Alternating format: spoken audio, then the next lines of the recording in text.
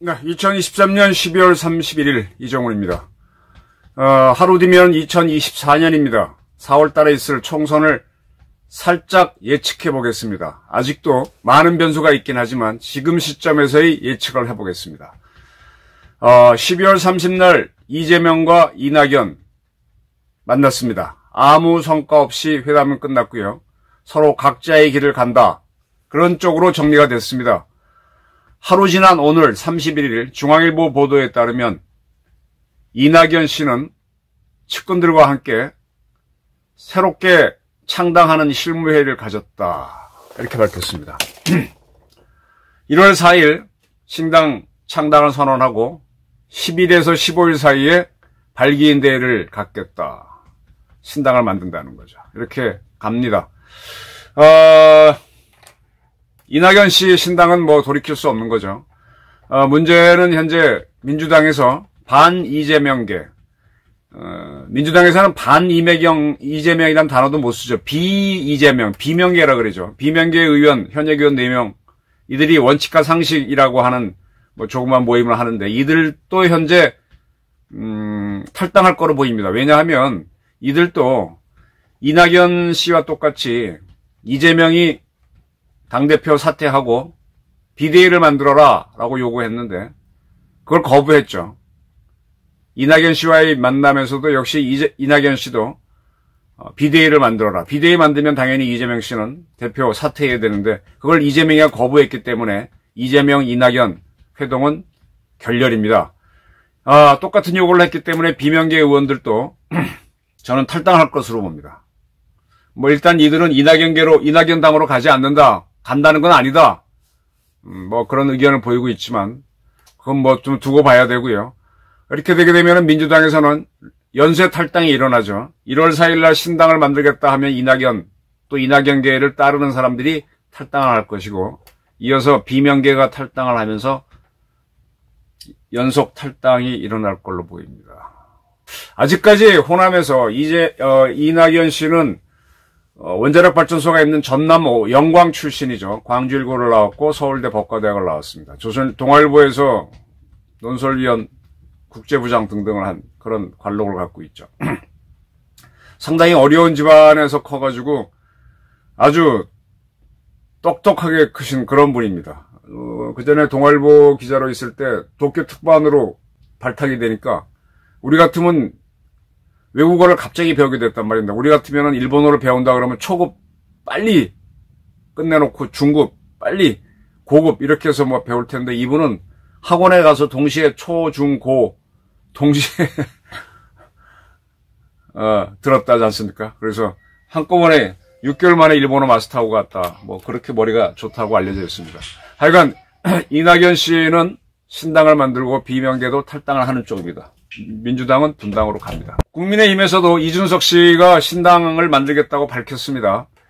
이제 몇 사람들이 따라오죠. 천하람 씨가 나가겠다라고 그러는데 그는 아직 국회의원은 아니고 천하영인 중에서 몇 명이 따라 나올지는 두고 봐야 되지만 현역 의원이 얼마나 나오겠느냐.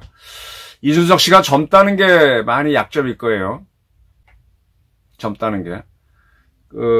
그리고 이제 조직을 이끌 만큼 신망과 리더십이 있느냐. 이낙연 씨 같은 경우는 나이도 있고 관록도 있고 호남이라는 확실한 지역구가 있습니다.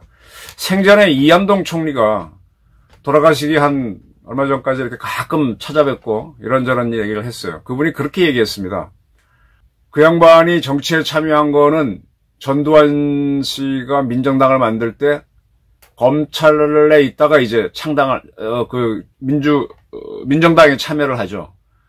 그러면서 신군부가 실세이지만 하지만 서울대 중심으로 엘리트 그룹을 이끄는 게 이암동 씨가 되죠. 그리고 노태우 정부를 거쳐서 김영삼 정권이 출범할 때까지는 민정계가 다수입니다. 근데 노태우 시절에 여소야대 국회가 만들어지니까 그걸 돌파하기 위해서 YS하고 JP정당하고 합당을 하면서 민자당을 만들죠. 그때 민자당에서 제일 큰 거는 전두환 노태우가 이끌어왔던 민정계인데 3당 합당을 하면서 민주당계하고 그다음에 공화당계의 JP계가 들어왔는데 합당을 하다 보니까 또 국민적 지지도를 보니까 세력으로 보면 2위인 민주계에 김영삼 씨가 대표가 되면서 순식간에 이 민주당 계열이 민자당을 장악하게 되죠. 민정계가 이제 상대적으로 밀립니다.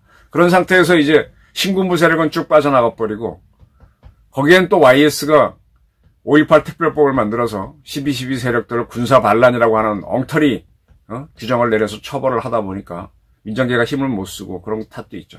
그런데 그런 상태에서 신군부는 아니지만은 검사 출신인 이한동 씨가 민정계를 이끄는데 이 힘을 쓰지 못하죠. 결론적으로 그도 팽을 당합니다.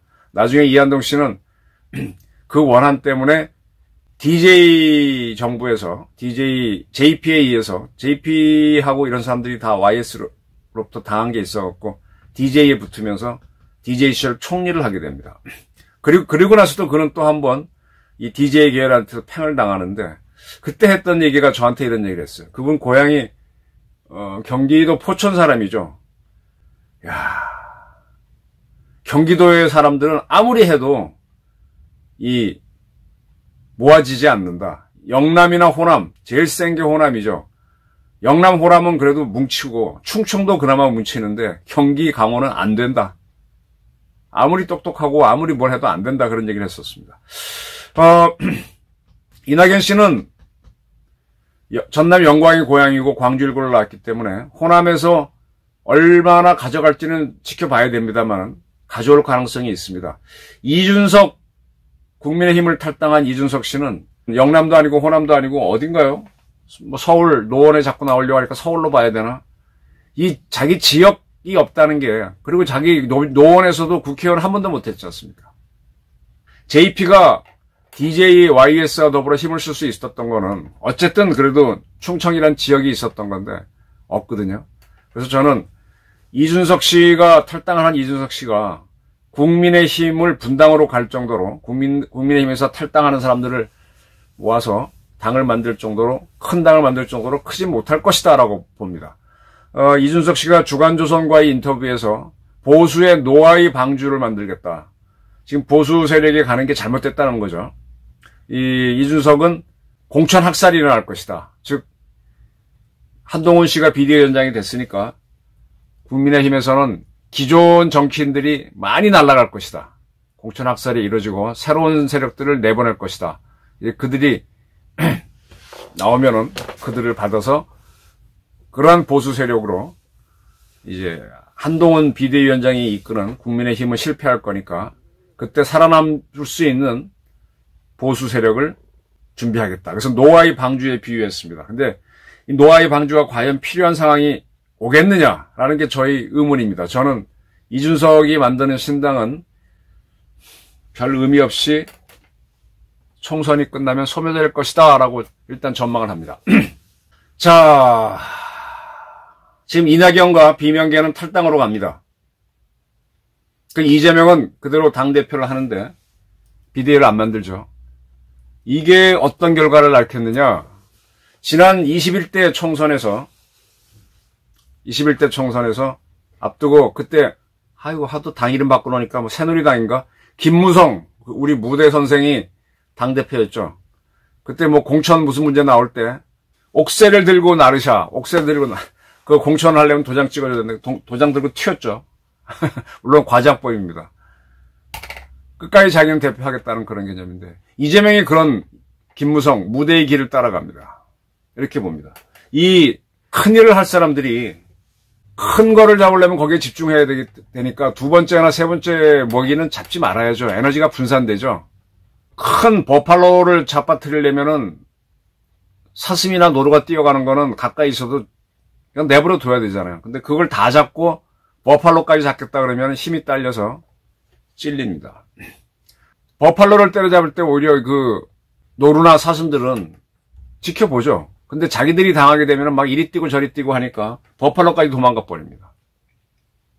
이 당대표가 주요한 위기에서는 출마를 하지 않는 게 좋다라는 거는요. 19대 총선 때 그때 MB 정권이 굉장히 좋게 출발했는데 뭐 아주 위기에 처했었죠. 2012년. 돈봉투 사건, 디도스 사건, 뭐 정신이 없을 때입니다. 그때 이제 박근혜 대표가 비대위를 만들면서 불출마를 선언했습니다. 그래서 홍준표, 이상득, 홍사덕 다 이런 사람들 불출마가 이어지면서 25% 물갈이를 하면서 그때 그 당 이름이 뭐더라? 새누리당이구나. 과반은 없습니다. 150 이상. 그리고 4년이 지난 2016년 20대 총선, 이때는 박근혜 정부 때죠. 이때 문재인 씨가 더불어민주당 대표였는데 그도 대표를 내려놓습니다. 그리고 김종인 비대위원장을 맡기고 하면서 제1당으로 됩니다. 그렇게 해서 박근혜 탄핵으로 가게 되고 대통령이 되는 그런 계기를 만들었죠. 그리고 지난 2020년 21대 총선에서는 그때 범민주당이, 지금 민주당이 169석인가 어마어마한데 범민주계열이 180석을 얻거든요. 사상 초유의 승리를 할 때는 그때 일찌감치 그 민주당의 리더인 이해찬 씨가 불출마 선언을 했었습니다. 본인이 불출마를 한다고 하니까 공천을 할 때 좀 편해지죠. 그래서 했고, 반대로 미래통합당 국민의힘 전신 황교안 대표는 본인이 종로에 출마해서 종로에서 떨어지고 미래통합당도 참패를 했습니다. 지금 국민의힘에서 한동훈 대표는 불출마를 선언해놓고 대표를 취임했습니다. 근데 이재명은 당신이 불출마하지 마라고 요구하는 이낙연과 비명계의 요구를 거부했습니다. 이거 자체가 저는 이재명으로서는, 민주당으로서는 큰 아문이다, 어두운 그림자라고 봅니다. 자, 그 다음 예측해야 되는 거는 이낙연과 이준석 중에서 누가 20대 총선에서 안철수 씨가 만든 국민의당이 제3당으로 떠오르는 큰 승리를 했습니다. 그때 선거 결과를 보게 되면 더불어민주당이 110석, 새누리당이 105석 했는데 국민의당이 25석, 지역구에서만 그렇게 얻습니다. 상당히 승리를 하게 되죠. 그래서 더불어민주당의 독점을 깨게 되는데, 저는 아까 말씀드린 대로 이준석 씨가 만드는 신당은 큰 의미가 없을 것이다. 근데 이낙연 씨가 만드는 플러스 비명계까지 참여한다면 그 당은 2016년 총선에서 안철수가 만들었던 국민의당처럼 상당히 선전을 해서 이 민주당 표를 상당히 갉아먹을 것으로 봅니다. 이렇게 되면 어떻게 되느냐? 지금 민주당을 지지하는 사람들은 지난 대선에서 정의당하고 이재명 쪽에서 후보를 통일했으면 근소하게 윤석열을 이길 수 있었는데 못했다 그랬는데, 정의당하고 민주당이 이렇게 같이 정의당을 위해서 민주당에서 후보를 안 내는 선거는 가능하지만 정의당에서 그 포기하는 경우는 좀 어렵죠. 그렇게 해서 얘기를 하는데 그거는 그건 불가능한 이야기고요. 어쨌든 민주당은 자기 세력을 하는데 이게 쪼개지면은 더불어민주당은 극단적인 세력으로 정의당에 가까운 걸로 보면서 사람들은 되게 중도를 좋아하거든요. 그러면 지방색이 옅은 서울 수도권에 있는 민주당 지지 계열은 이낙연 계열로 이동할 가능성이 높죠. 전 그렇게 봅니다. 이준석이 만드는 신당은 의미가 없고 이낙연이 만드는 신당은 20대 총선에 안철수가 만든 국민의당처럼 돼서 비례를 포함해서 한 30석, 그때 안철수당은 올렸는데 얼마나 할지 모르겠습니다. 그래서 상당히 민주당 표를 갉아먹을 것이다. 이재명은 김무성처럼 대표직을 유지하려고 하다 보니까 불출마를 하는 경우에서가 주로 그 당이 이겼는데 반대로 가고 있다. 이렇게 봅니다. 그리고 본인이 불출마를 하게 돼야 국민들이 좀 관심이 가고 공정하다 하고 인기가 올라가는데 이재명은 그걸 안 했죠. 그리고 이낙연 씨를 붙잡지도 못했고, 그건 리더십도 없고 인기도 없다. 그리고 본인 사업 리스크가 너무 크고, 이재명은 언제 걸려도 걸립니다. 사법 처리 받습니다. 무조건 받습니다. 옛날 DJ처럼 지방 지지층이 있다면 그걸 탄압으로 맞서주는 극렬 세력이 있겠지만 그렇지도 않거든요. 개딸 가지고는 택도 없는 소리고요. 그래서 저는 4개월 이상 남았지만 한동훈 비대위원장을 맡는 국민의힘이 신승을 하지 않을까, 상당히 약진을 할 것이다, 이렇게 예측을 해봅니다. 2024년을 끝내는 시점에서의 총선 예측이었습니다. 감사합니다.